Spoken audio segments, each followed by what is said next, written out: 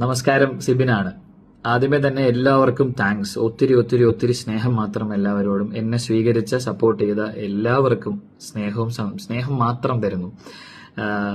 ഒരിക്കലും പ്രതീക്ഷിച്ചിട്ടില്ല കേട്ടോ, ഇങ്ങനൊരു അക്സെപ്റ്റൻസ് എനിക്ക് പുറത്തുണ്ടാകുമെന്ന് ഞാൻ ഒരിക്കലും പ്രതീക്ഷിച്ചിട്ടില്ല. ഇത്രയും സീസണുകൾ കണ്ടിട്ടും എനിക്കറിയില്ല ഇങ്ങനെ ഒരു സ്വീകരണം എനിക്ക് പുറത്ത് കിട്ടുമെന്ന്. So thank you so much. എന്നെ സ്വീകരിച്ച എല്ലാ അമ്മമാർക്കും, പെങ്ങന്മാർക്കും, കൂട്ടുകാരികൾക്കും, ചേട്ടന്മാർക്കും ഒക്കെ, അളിയന്മാർക്കും ഒക്കെ ഒത്തിരി ഒത്തിരി ഒത്തിരി സന്തോഷം. I love you all. സ്നേഹം മാത്രം എല്ലാവരോടും. അതിനോടൊപ്പം തന്നെ ഞാൻ കുറച്ച് ക്ലാരിഫിക്കേഷൻസ് തരാനാണ് ഈ വീഡിയോ ചെയ്തത്. ഒന്ന്, ആരൊക്കെയോ യൂട്യൂബിൽ പലരും പല രീതിയിലുള്ള ഇന്റർപ്രിട്ടേഷൻസ് പറയുന്നുണ്ട്. അപ്പൊ എന്റെ സൈഡിൽ നിന്നുള്ള ഒരു ജസ്റ്റിഫിക്കേഷൻ ചെറിയ രീതിയിലാണെന്ന് തോന്നിയിട്ടാണ് ഈ വീഡിയോ ചെയ്യുന്നത്. ഒന്ന്, ഞാൻ ഏറ്റവും കൂടുതൽ ആരാധിക്കുന്ന, ഞാൻ ദൈവത്തെ പോലെ തന്നെ കാണുന്ന ഒരു മനുഷ്യൻ. നിങ്ങൾ എൻട്രി എപ്പിസോഡ് ശ്രദ്ധിച്ചാൽ മനസ്സിലാവും. ഞാൻ മോഹൻലാലിനെ കണ്ടപ്പോൾ, അദ്ദേഹത്തെ ആ ഒരു മഹാനടനെ, ആ ഒരു അതുല്യ പ്രതിഭയെ കണ്ടപ്പോൾ ഞാൻ ഭയങ്കര ദൈവത്തെ കണ്ട ഫീലായിരുന്നു എനിക്ക്. അങ്ങനെ ഞാൻ ആദ്യമേ തിയേറ്ററിൽ പോയി കാണുന്നത് ലാലേട്ടന്റെ സിനിമയാണ്, ഹരികൃഷ്ണൻസ്. തിയേറ്ററിൽ പോയി കാണുന്ന പടം. അപ്പം അന്ന് മനസ്സിൽ കയറ്റിയ ആ മോഹൻലാൽ എന്ന് പറഞ്ഞ മഹാനടൻ എന്നെ വഴക്ക് പറഞ്ഞത് എനിക്ക് എടുക്കാൻ പറ്റിയില്ല. അത് എന്റെ കുഴപ്പമാണ്. ഞാൻ ആരെയും കുറ്റം പറയില്ല. അത് എന്റെ മാത്രം പ്രശ്നമാണ്. അദ്ദേഹം ഇങ്ങനെ ബാക്ക് ടു ബാക്ക് ഫയർ ചെയ്യായിരുന്നു. അങ്ങനെ മെഷീൻ കണ്ണ് വെച്ച് ഇടിക്കായിരുന്നില്ല, എന്നെ കടകടകളാന്ന്. അപ്പം അത് ഭയങ്കരമായിട്ട് ആഴത്തിൽ പതിയുന്നതിനൊപ്പം അദ്ദേഹം ഉപയോഗിച്ച വാക്കുകൾ എന്ന് വെച്ചാൽ ഈ ലക്ഷക്കണക്കിന് ആൾക്കാരുടെ അഭിപ്രായമാണെന്നൊക്കെ പറഞ്ഞപ്പോൾ ഞാൻ പാളി. അതായത് ഞാനൊരു എന്റർടൈനറാണ്, ആൾക്കാരെ രസിപ്പിക്കുന്ന ഒരാളാണ് ഞാൻ. ആ രസം അവരിലേക്ക് എത്തുന്നില്ലേ? അവർക്കൊക്കെ എന്നെ ഒരു അപഹാസ്യമായ കഥാപാത്രമായിട്ടാണോ തോന്നുന്നത്? അപഹാസ്യൻ ആയ ഒരു കഥാപാത്രമായിട്ടാണ്. എന്റെ ഫൺ പരിപാടികൾ വർക്കാവുന്നില്ലേ? ഞാൻ ചെയ്ത തമാശകളൊന്നും അവരിലേക്ക് എത്തുന്നില്ലേ? പിന്നെ മനുഷ്യനല്ലേ പിള്ളേ, ദേഷ്യം വരുമ്പോൾ നമ്മൾ ദേഷ്യം കാണിക്കും. അതാണെങ്കിലും വേറെ രീതിയിൽ എനിക്കത് എടുക്കാൻ പറ്റുന്നില്ല. കാര്യം നമ്മൾ ഒരുപാട് കഷ്ടപ്പെട്ടിട്ടാണല്ലോ നമ്മൾ ഇവിടെ എത്തിയത്. ഞാൻ ഒത്തിരി കഷ്ടപ്പെട്ടിട്ടുണ്ട്. ലൈഫ് സ്റ്റോറി എനിക്ക് അവിടെ പറയാൻ പറ്റിയില്ല, ബട്ട് ഒത്തിരി കഷ്ടപ്പെട്ടിട്ടാണ് ഇന്ന് ഇങ്ങനെ നിൽക്കുന്ന ഒരു സ്ഥലത്തേക്ക് എത്തിയത്. ഒരുപാട് ജോലികൾ ചെയ്തു. ബാക്ക്ഗ്രൗണ്ട് ഡാൻസറായിട്ട് ജോലി ചെയ്തു, കൊറിയോഗ്രാഫറായിട്ട് ജോലി ചെയ്തു, ലൈറ്റ് പിടിക്കുന്ന ആളായിട്ട് പണിയെടുത്തു. അങ്ങനെ ഒത്തിരി പണികൾ ഞാൻ ചെയ്തിട്ടാണ് ഞാൻ ഈ നിൽക്കുന്ന കൊച്ചു സ്ഥലത്തേക്ക് എത്തിച്ചേർന്നത്. അപ്പൊ ഇതൊന്നും വർക്കാവുന്നില്ലേ? ഇതൊന്നും ശരിയാവുന്നില്ല എന്നുള്ള ഒരു തോന്നൽ എന്നെ അലറ്റി. അങ്ങനെ വരാൻ പാടില്ല. അങ്ങനെ ഇമോഷണലി ഞാൻ തകർന്നു, ഞാൻ സമ്മതിക്കുന്നു. അതെന്റെ കുറവാണ്. ഞാൻ ന്യായീകരിക്കുക, അതെന്റെ കുറവാണ്. ബിക്കോസ് അതൊരു മഹാനടനല്ലേ പറയുന്നത്. അപ്പം അത് സത്യമാണെന്ന് ഞാൻ വിശ്വസിച്ചു. അപ്പം തകർന്നുപോയി. ആ തകർച്ചയുടെ ഭാഗമായിട്ട് പിന്നെ ആ ഒരു ശനിയാഴ്ചത്തെ എപ്പിസോഡിന്റെയും ഞായറാഴ്ചത്തെ എപ്പിസോഡിന്റെയും ഇടയ്ക്ക് കുറച്ച് കാര്യങ്ങളൊക്കെ സംഭവിച്ചു. അതൊന്നും നിങ്ങൾ കാണില്ല.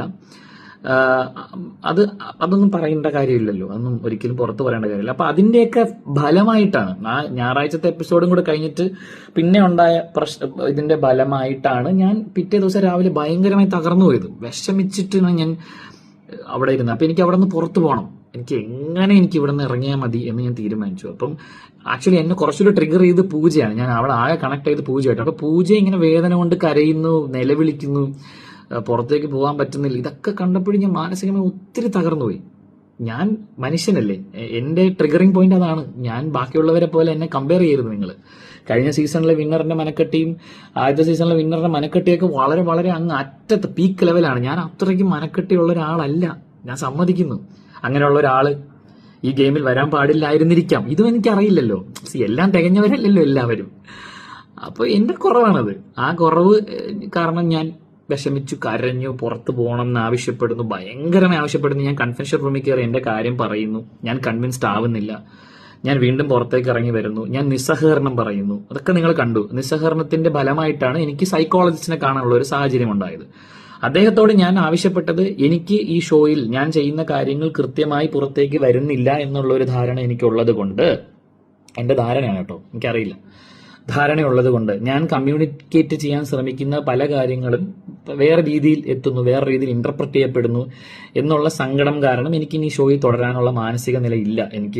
ഞാൻ വിഷമത്തിലാണ്, ഞാൻ സങ്കടത്തിലാണ്, എനിക്ക് പുറത്തു പോകണമെന്ന് ഞാൻ ഡോക്ടറോടും പറഞ്ഞു, സൈക്കോളജിസ്റ്റോടും പറഞ്ഞു.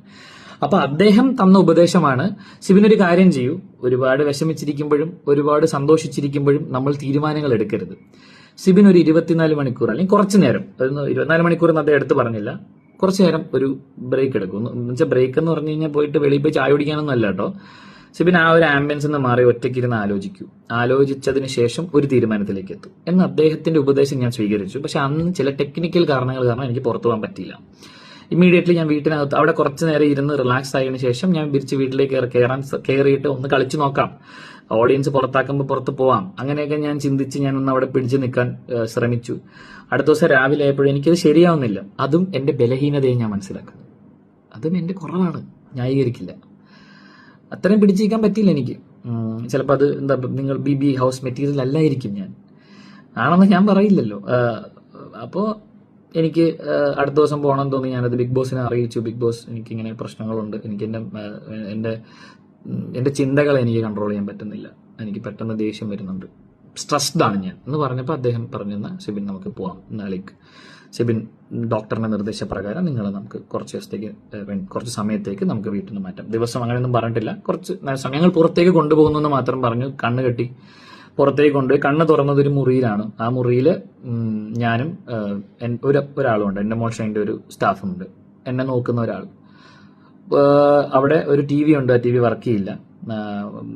ഒരു ലാൻഡ് ഫോൺ ഉണ്ട്, ആ ലാൻഡ് ഫോണ് റെസ്റ്റോറൻറ്റിലേക്കും റിസപ്ഷനിലേക്കും മാത്രം വിളിക്കാൻ പറ്റുന്ന ഒരു ലാൻഡ് ഫോൺ. ഫുഡ് ഓർഡർ ചെയ്യാൻ മാത്രം ഉപയോഗിക്കും. അതും എന്നെ ഉപയോഗിക്കാൻ സമ്മതിച്ചിട്ടില്ല. അത് ഉപയോഗിച്ചത് എൻ്റെ കൂടെ ഉള്ള ആളാണ്. പിന്നെ അദ്ദേഹത്തിന് മൊബൈൽ ഫോൺ ഉണ്ടായിരുന്നു, പക്ഷെ അദ്ദേഹത്തിന് എന്റെ മുമ്പിൽ വെച്ച് മൊബൈൽ ഫോൺ ഉപയോഗിക്കാനുള്ള പെർമിഷൻ കൊടുത്തിട്ടില്ല അവർ. അദ്ദേഹം അതും ചെയ്തിട്ടില്ല. അപ്പം അദ്ദേഹത്തിന് ഫോൺ കോൾസോ മെസ്സേജൊക്കെ കമ്മ്യൂണിക്കേഷൻസ് വരുമ്പോൾ അദ്ദേഹം പുറത്ത് പോയിട്ട് അത് അറ്റൻഡ് ചെയ്യുകയും തിരിച്ചു കയറി വരും. ഞങ്ങൾക്ക് ഭക്ഷണം തരാൻ ഒരു സ്റ്റാഫ് ഉണ്ടല്ലോ, അത് നിങ്ങൾക്ക് അറിയാതെ ചെന്നൈയിലാണ് നടക്കുന്നത്. ചെന്നൈയിലായിട്ട് പോലും അയാളെ പോലും എന്നെ കാണിച്ചിട്ടില്ല. അങ്ങനെ പുറത്തു പോയി കളി കണ്ട് തിരിച്ചു കയറി വരാൻ പറ്റുന്ന ഒരു സ്ഥലമൊന്നും അല്ല ഈ ഷോ. അത്രയ്ക്കും എന്താ, അങ്ങനെ ഉണ്ടായിട്ടുണ്ട് ഇതിന് മുന്നേ. പക്ഷെ എന്നാലും എന്റെ കാര്യത്തിൽ ഒരു അൺസർട്ടനിറ്റി അപ്പോഴും ഉണ്ട്. ഞാൻ തിരിച്ചു വരുമോ, അല്ലെങ്കിൽ എന്താണ് നടക്കുന്നതെന്ന് അവർക്കും അറിയില്ല, എനിക്കും അറിയില്ല. ഒരു തീരുമാനം അപ്പോഴും ഉണ്ടായിട്ടില്ല. ഞാൻ പുറത്ത് വന്ന് ആ ഒരു റിലാക്സേഷൻ പീരീഡ് കുറച്ച് സമയം, ഒത്തിരി ഒന്നും എടുത്തില്ല, ഒരു 2-3 മണിക്കൂർ കഴിഞ്ഞ് ഇദ്ദേഹവുമായി ഞാൻ സംസാരിച്ചു. ഇദ്ദേഹവും എൻ്റെ അടുത്ത് പ്രോപ്പറായിട്ടൊന്നും പറയുന്നില്ല, സംസാരിക്കാൻ പാടില്ല, റെസ്ട്രിക്ഷൻസ് ഉണ്ട്, ഷോയെ കുറിച്ച് സംസാരിക്കാൻ പറ്റില്ല, മറ്റെന്തിനെ കുറിച്ച് സംസാരിക്കാന്ന് പറഞ്ഞു അദ്ദേഹം. അപ്പൊ നമ്മൾ ചുമ്മാ സിനിമകളെ കുറിച്ച് സംസാരിച്ച് എന്റെ ഒരു ചിന്തയെ മറ്റൊരു ദിശയിലേക്ക് ഞാൻ വിട്ടു. അപ്പൊ ഞാൻ കൂളായി, ഡോക്ടർ പറഞ്ഞതുപോലെ. എന്നിട്ട് ഞാൻ ആലോചിച്ചു എന്ത് ചെയ്യും. അപ്പൊ ഞാൻ ആലോചിച്ചെടുത്ത തീരുമാനം തിരിച്ച് വീട്ടിനുള്ളിലേക്ക് കയറുക എന്ന് തന്നെയായിരുന്നു. തിരിച്ചു പോകാം, കാര്യം എന്തരോ വരട്ടെ, ആ മൂടായി. എന്നുവെച്ചാല് 120 130 പേർക്ക് മാത്രം ലഭിച്ച ഭാഗ്യമാണ് 6 സീസണിൽ മലയാളം ബിഗ് ബോസ് ഹൗസിൽ വരിക എന്നുള്ളത്. മലയാളത്തിലെ ഏറ്റവും വലിയ റിയാലിറ്റി ഷോയാണ്. അപ്പൊ ആ ഒരു ഭാഗ്യം എന്തിനു തട്ടിക്കളയണം? ഗബ്രി ഇടയ്ക്ക് പറയും any publicity is good publicity. എനിക്ക് അങ്ങനെ അഭിപ്രായമില്ല. പക്ഷെ എന്നിരുന്നാലും അത്തരത്തിലുള്ള ഒരു സ്ഥലത്ത് നിന്ന് ഇങ്ങനെ ഇറങ്ങി പോകേണ്ട ആവശ്യമില്ല. ചിലപ്പം നിന്നെ ഇഷ്ടപ്പെടില്ലായിരിക്കും ആൾക്കാർ, ചിലപ്പോൾ നീ കാണും. പക്ഷെ ഒരു പാഠശാലയാണത്, അവിടെ നിന്ന് പഠിക്ക്, കുറച്ച് കാര്യങ്ങളൊക്കെ മനസ്സിലാക്ക്. പുറത്ത് പോയിട്ട് ഇപ്പൊ സൈബർ ബുള്ളിങ് നിങ്ങൾക്കറിയാം, എന്റെ സുഹൃത്ത് നേടിയിട്ടുള്ളതാണ്. അങ്ങനെ ആ ഒരു പാഠം എന്ന് വെച്ചാൽ അങ്ങനെ നേടിയിട്ടും തോറ്റു കൊടുത്തിട്ടില്ലല്ലോ. ഇപ്പോഴും അന്തസ്സായിട്ട് ജോലി ചെയ്ത് വീട്ടുകാരെയൊക്കെ നോക്കി ജീവിക്കുന്ന ഒരു എക്സാമ്പിൾ എന്റെ മുമ്പിലുണ്ട്. എന്നാൽ നിനക്കും അത് ചെയ്യാൻ പറ്റും. നീ പുറത്തുപോയി നിനക്ക് അത്തരത്തിലുള്ള സൈബർ ബുള്ളിങ്ങും അത്തരത്തിലുള്ള ആക്രമണങ്ങളും ഉണ്ടായാൽ നീ അത് നേരിട്ട് മുമ്പോട്ട് പോകാൻ ധൈര്യം സംഭരിക്കേണ്ട ഒരാളാണെന്ന് എന്നെ തന്നെ പറഞ്ഞ് ബോധിപ്പിച്ചിട്ട് ഞാൻ അകത്ത് കയറാൻ പൂർണ്ണമായും തയ്യാറായി. പിന്നെ അതിനുശേഷം എന്റെ വീട്ടുകാരെയോ എന്റെ പ്രൈമറി കോണ്ടാക്ട്സിനെ ആരും ഒന്നും ഇൻഫർമേഷൻസ് പാസ് ചെയ്തിട്ടില്ല. ഞാൻ പുറത്ത് പോയി നല്ലത് വേറെ ഒന്നും അറിഞ്ഞിട്ടില്ല. 24 മണിക്കൂർ കഴിഞ്ഞു, 48 മണിക്കൂറായി, 72 മണിക്കൂറായി. ഇതിനിടയ്ക്ക് ഒരിക്കൽ കൂടെ ഞാൻ നമ്മുടെ സൈക്കോളജിസ്റ്റുമായി സംസാരിച്ചു. കുറച്ച് കാര്യങ്ങളൊക്കെ ഉണ്ടായി. അതൊക്കെ വളരെ സ്ട്രിക്റ്റ് കോൺഫിഡൻഷ്യൽ കാര്യങ്ങളാണ്, എനിക്ക് പുറത്ത് പറയാൻ പാടില്ല എന്നുണ്ട്. പക്ഷേ എങ്കിലും ആവശ്യമെങ്കിൽ പുറത്ത് പറയും, ആവശ്യമെങ്കിൽ മാത്രം കേട്ടോ. എനിക്ക് ഇത് എവിടേക്കാണ് ചെന്ന് കയറുന്നതെന്ന് എനിക്ക് അറിയില്ല. ഇത് ഏത് വഴിക്ക് പോകുന്നു, ഏതൊക്കെ PR ടീം എന്തൊക്കെ കാണിക്കുന്നു, ഒന്നും എനിക്ക് അറിയില്ല. എനിക്കെതിരെ ആരൊക്കെയാണ് പ്രവർത്തിക്കുന്നതെന്നോ ഒന്നും അറിയില്ല. അപ്പൊ ആ പ്രവർത്തനങ്ങൾ ഏത് ദിശയിലാണ് പോകുന്നത് എന്ന് ആലോചിച്ച് മനസ്സിലാക്കിയതിന് ശേഷം ഞാൻ പിന്നെ ഉണ്ടായ കാര്യങ്ങൾ പറയാം. ആ 24 മണിക്കൂർ തുടങ്ങി, അല്ലെങ്കിൽ ഞാൻ ആ മുറിയിലെത്തിയ ഒരു 5-ാമത്തെ മണിക്കൂർ തുടങ്ങി 80 മണിക്കൂർ വരെ എനിക്ക് എന്ത് സംഭവിച്ചു എന്നുള്ളത്, എന്തൊക്കെ അവിടെ നടന്നു എന്നുള്ളത് ഞാൻ പറയേണ്ടതാണെങ്കിൽ. ഇപ്പൊ കോൺഫിഡൻഷ്യലാണ്, എനിക്ക് പറയാൻ പാടില്ല. അതിനുശേഷം എന്നെ ഇവരെ അറിയിക്കുന്നു എനിക്ക് ആ ഷോയിൽ തുടരാൻ പറ്റില്ല. അതായത് ഡോക്ടർ പറഞ്ഞു. ഞാൻ വളരെ ചില്ലായിട്ടാണ് ഡോക്ടറിനോട് സംസാരിച്ചത് കേട്ടോ. വളരെ കൂളായിട്ട് ഞാൻ അദ്ദേഹത്തെ എന്റെ അടുത്ത പരിപാടികൾ എന്താണെന്ന് ഞാൻ പറഞ്ഞു മനസ്സിലായി. ഞാൻ ജിൻഡോയുടെ കൂടെ പോയി ഞാൻ വർക്കൗട്ട് ചെയ്യാൻ പോവാണ്. പിന്നെ ഋഷിയുടെ കൂടെ ചേർന്ന് ഞാൻ ഡാൻസ് കളിക്കും, ഡാൻസ് പ്രാക്ടീസ് ചെയ്യും. അങ്ങനെ വെറുതെ ഇരിക്കുന്ന സമയങ്ങൾ ചുമ്മാ ഒന്ന് ആലോചിച്ച് കൂട്ടാതെ ഇങ്ങനത്തെ പരിപാടികളിൽ ഞാൻ എൻഗേജ് ചെയ്യാം. അപ്പൊ എന്റെ മൈൻഡ് കൂളാവും ഡോക്ടർ എന്നൊക്കെ പറഞ്ഞ് ഞാൻ പുള്ളീനെയും കൺവിൻസ് ചെയ്തു എന്നുള്ള ധൈര്യത്തോടു കൂടി ഇരുന്നപ്പോഴാണ് ഒരു 72 മണിക്കൂർ കഴിഞ്ഞിട്ട് എനിക്കൊരു വിവരം കിട്ടുന്നത്, ഈ ഷോയിൽ കണ്ടിന്യൂ ചെയ്യാൻ പറ്റത്തില്ല, പുറത്തേക്ക് പോകണമെന്ന്. ചാനൽ ഷോയുടെ അധികൃതർ തന്നെ എന്നത് അറിയിച്ചു. അപ്പൊ തന്നെ ഞാൻ അവരെ കൺവിൻസ് ചെയ്യാൻ ശ്രമിച്ചിട്ടില്ല. ആ മൊമെന്റിൽ എനിക്ക് തുടരാൻ പറ്റില്ല എങ്കിൽ ഞാൻ പറഞ്ഞ എന്റെ പ്ലാനുകളൊക്കെ ഇതായിരുന്നു. ഇല്ല സെബിൻ, അത് ഡോക്ടർ പറഞ്ഞു സെബിന് തുടരാൻ പറ്റില്ല എന്ന്. ആ തീരുമാനം കൊണ്ടാണ് ഞാൻ പുറത്തേക്ക് വന്നത്. അപ്പൊ ഇതാണ് ഉണ്ടായത്. ബിഗ് ബോസ് തുടങ്ങിയ കാലം മുതലേ ഉള്ളതാണ് ആൾക്കാർ കൊളാപ്സ് ആവുക മെന്റലി. അപ്പോൾ നമ്മൾ ടാസ്ക് ചെയ്യുമ്പോൾ മുറിവ് പറ്റുമ്പോൾ എന്ത് ചെയ്യും, മെഡിക്കൽ റൂമിൽ കൊണ്ടുപോകും, ട്രീറ്റ്മെന്റ് ചെയ്യും. ഒത്തിരി പരിക്കുകൾ ഉണ്ടെങ്കിൽ ഹോസ്പിറ്റലിൽ കൊണ്ടുപോകും, ട്രീറ്റ് ചെയ്യും, തിരിച്ചു കൊണ്ടുവരും. 1 2 ഇപ്പം റസ്മിൻ 3 ദിവസം ആശുപത്രിയിൽ അഡ്മിറ്റ് ആയിട്ടല്ലേ തിരിച്ചു വന്നത്. റസ്മിൻ കളി പഠിച്ചിട്ടാണോ അത് കയറിയത്? TV കാണാം? അങ്ങനെയൊന്നും പറ്റില്ലെന്നേ. അങ്ങനെയാണെങ്കിൽ എല്ലാ ദിവസവും എനിക്ക് എനിക്കൊന്ന് പുറത്തെ കാര്യങ്ങൾ അറിയണം എന്ന് പറഞ്ഞിട്ട് ഞാൻ പോയി തലയിറങ്ങി വീണിട്ട് പോയി പുറത്തെ കാര്യം അറിഞ്ഞിട്ട് വരാൻ പറ്റില്ല. അങ്ങനെയൊന്നും പറ്റില്ല. അപ്പം ഞാൻ ന്യായീകരിക്കുന്നില്ല നടന്ന കാര്യങ്ങളൊന്നും. ഞാൻ കരഞ്ഞു, ഞാൻ വിഷമിച്ചു, സങ്കടം വന്നു, പുറത്തു പോകണമെന്ന് ഇമോഷണൽ മോഡിൽ ഞാൻ പറഞ്ഞു.